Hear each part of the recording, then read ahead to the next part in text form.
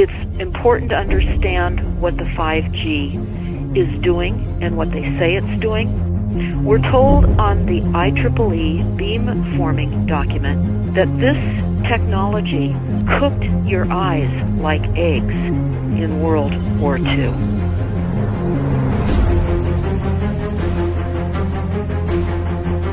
And you all need to understand these are military weapons.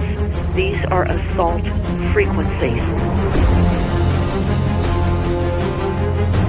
If you garner nothing more than that, that's what you need to know. It's microwave radiation warfare, is what this is.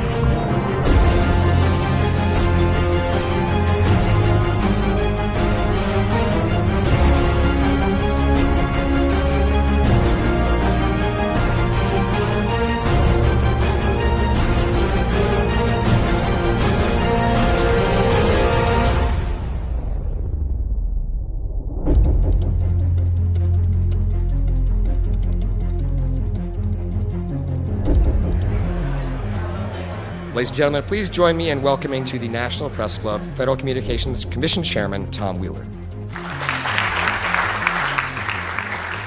It's an honor to be here at the National Press Club. The first generation wireless, 1G, was voice. The second generation, 2G, allowed both talk and text. The third generation, 3G, the internet, in a limited way. And today's technology, 4G, completed that digital migration. But if anyone tells you that they know the details of what 5G is going to become, run the other way. This video is brought to you by the number 5 and the letter G. And pretty soon, everything else will be too. I have to tell people 5G is a killer. I'm Mark Steele. Anybody who hasn't heard me, I'm a weapons systems head-up display expert, one of the leading experts in the world.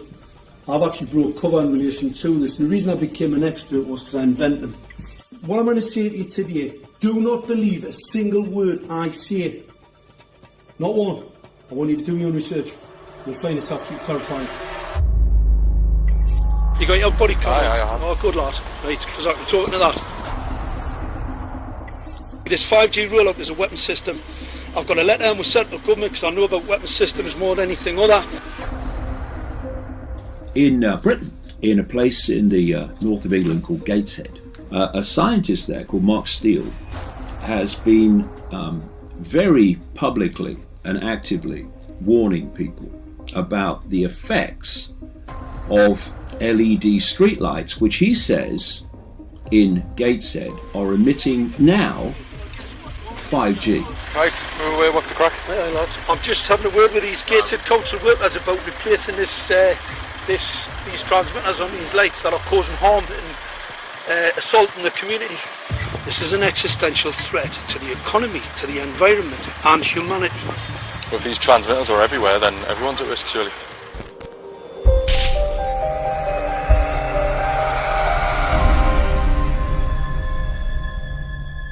There's a lot of confusion about what 5G is. The G stands for generation. So you started off with the first transmitter system. Back in the 1980s. In the 80s, yeah. So you had 1G, then you had 2G. And as the generations moved on, you started to see more complex signal systems, cleverer pieces of antenna designs, etc., etc. So the whole thing became more data, quicker downloads, etc., etc. However, 5G is something completely different. Alright, let's get a breakdown. Let's tell the people what this really is. This is the 5G transmission device. Blinking heck, that's a hell of a beast, that, isn't it? These are the uninsurable transmitters. Just get a good look at that, guys, because obviously I know there's quite a few experts who want to see more detail about the transmitters and the chipsets. Just have a good look, boys. This is the control management system masquerade. There's an antenna there, you see that? What is this phased array antenna here? What's that? This is for phased array, alright? As you'll see, it's got a driver, it's got some chip there. It's one chip. Look at the chipsets on this. This is your dystopian world. What did Gateshead Council say? I'll tell you what, I think we better send some of these educated fools back to school, or just send them to prison.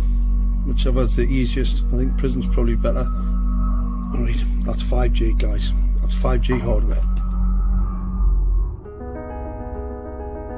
You must consider the whole part played by electricity in nature. Human beings cannot go on developing in the same way in an atmosphere permeated on all sides by electric currents and radiations. It has an influence on the whole development of man. This life of men in the midst of electricity, notably radiant electricity, will presently affect them in such a way that they will no longer be able to understand the news which they receive so rapidly. The effect is to damp down their intelligence. Such effects are already seen today. Even today, you can notice how people understand the things that come to them with far greater difficulty than they did a few decades ago.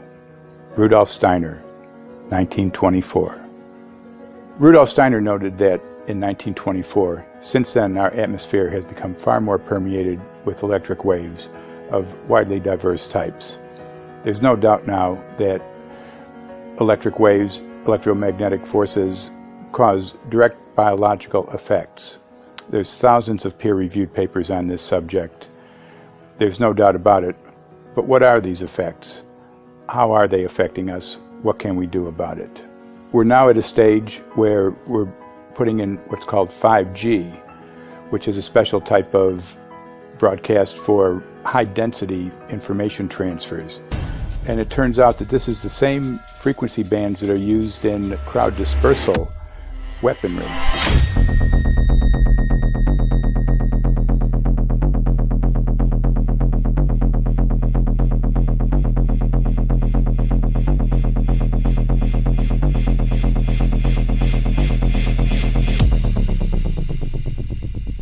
5G, first and foremost, is densification. So it's significantly more transmitters in close proximity to a human, and it is also a sophisticated, illegal, unlawful transmitter. What I mean by that is it is a high gain dielectric lens antenna, and what that allows 5G transmitters to do is to 3D map its environment in your home. The 868 megahertz frequency is specific for battlefield interrogation systems, so sub-gigahertz. It allows the signal to travel through concrete brickwork with ease, and it can actually data gather. It is a target acquiring system. Phased array is basically radar off the battlefield. It is extremely good at identifying targets and being able to lock onto targets. And not only that, it can specifically target you as an individual. So any judge sitting on an interesting case, let's say, any lawyer, any barrister, anybody doing any work that is potentially controversial, your life could be at threat. So the antenna design that you currently have on top of these LED streetlights, masquerading as a control management system, is basically battlefield interrogation equipment. The first phased array unit was actually called Mammoth, used by the Germans during the Second World War to identify Allied aircraft. Obviously things have moved on significantly since then.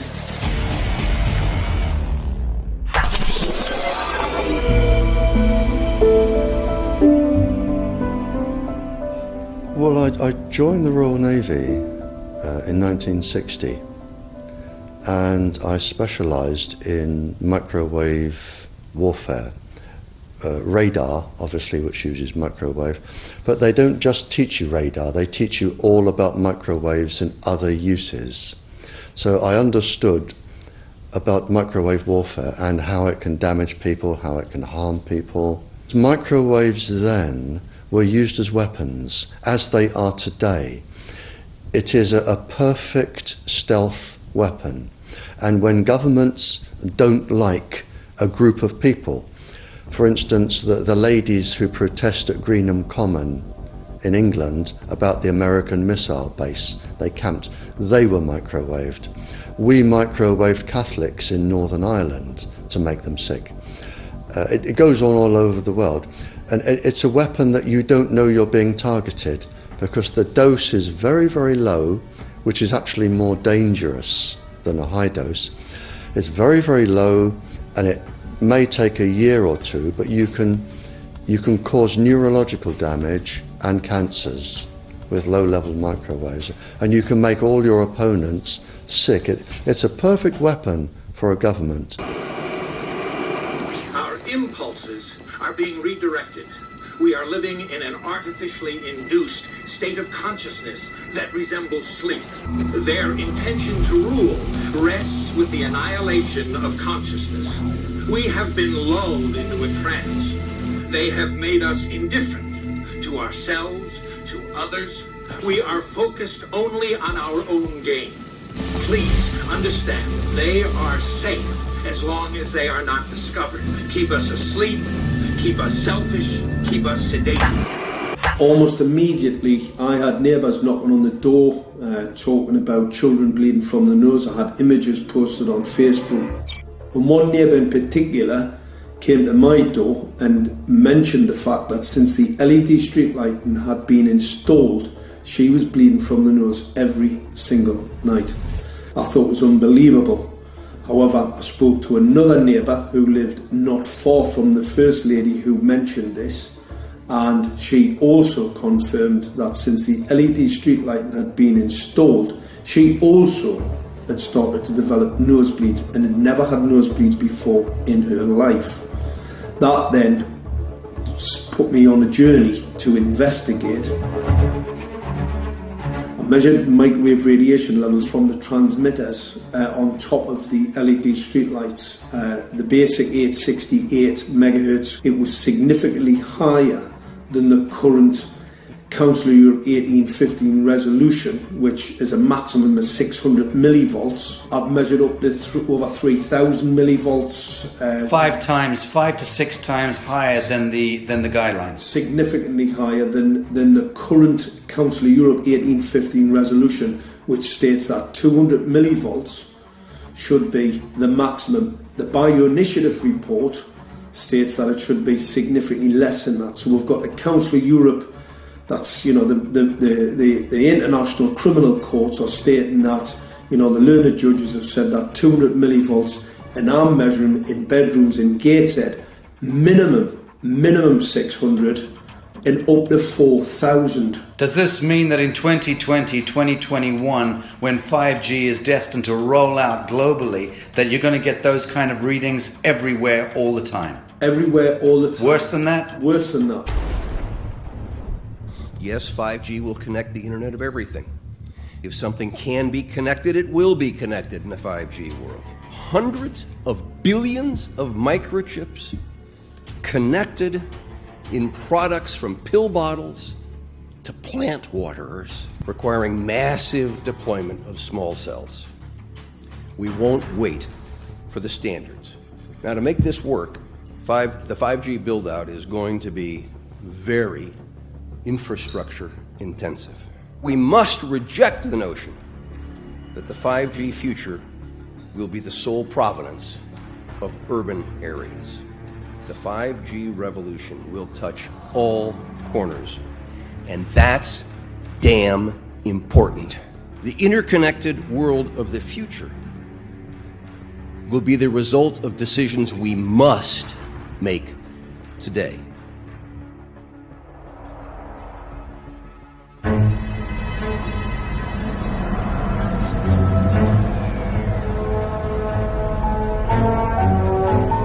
The main issue before us today is Senate Bill 637 and Senate Bill 894, the former by Senator Hugh and the latter by Senator Knopf. We're going to invite the first four witnesses in support of the legislation, and that would be John Jones with Sprint, David Lewis and Andy Emerson with AT&T, Neil Krevda with Verizon, and Frank Iacovetti Jr. with T-Mobile. So be straight with me. Is it true? It could be. No, well, very few cases. There was an unfortunate incident out in Iowa. Look, gentlemen, practice these words in front of the mirror. Although we are constantly exploring the subject, currently, there is no direct evidence that links cell phone usage to brain cancer.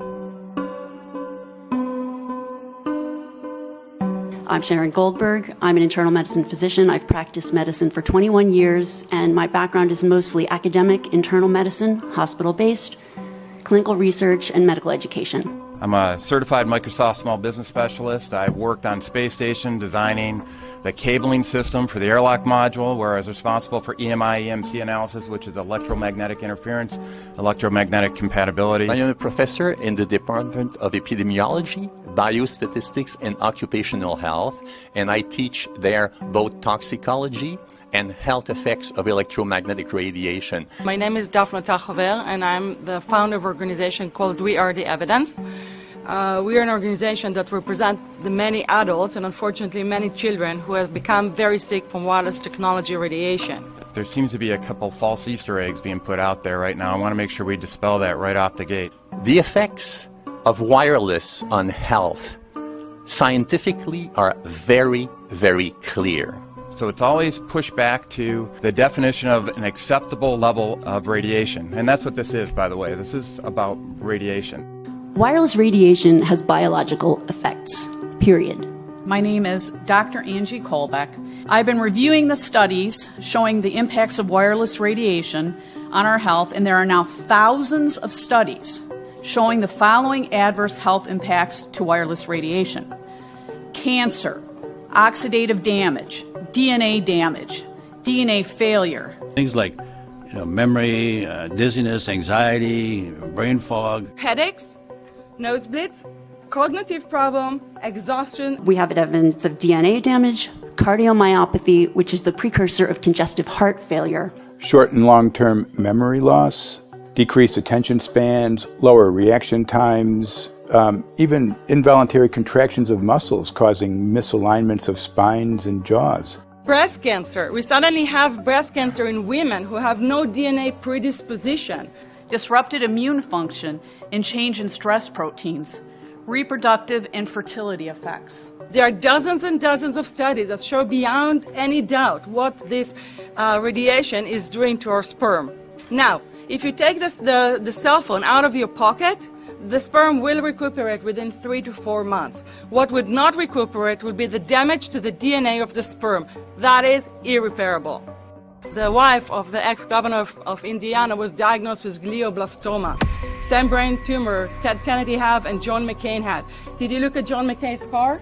This is a cell phone brain tumor. LeBron James, one of our sports people, had a salivary gland tumor. That is another cell phone tumor. You didn't hear about it because immediately after that was discovered, he was paid by Samsung to become their spokesperson. We are seeing increases in brain tumors. We're seeing increases in Alzheimer's. We're seeing increases in all of the neurotransmitter diseases, ALS, Lou Gehrig's disease, Parkinson's. These are all disease systems that are known to be associated with low-level energy exposures. We talk about 24/7, around-the-clock exposure, wherever you are and your whole body. You never get away from it. And it seems from our studies that maybe your immune system can cope with for a time, but it will deteriorate. Then the irradiation will definitely damage cells at a deeper level, and the question is what will then happen? These are out of peer-reviewed papers, so these are not just hypochondriacs thinking that they're doing it. We're having real problems with this. This is no longer a subject for debate when you look at PubMed and the peer-reviewed literature. These effects are seen in all life forms: plants, animals, insects, microbes. So 5G is not a conversation about whether or not these biological effects exist. They clearly do. There is scientifically evidence that is so strong that you can be certain that the standards used by the FCC to manage health effects are wrong. We need to start measuring how much radiation are people being exposed to. before we roll out 5G, there are four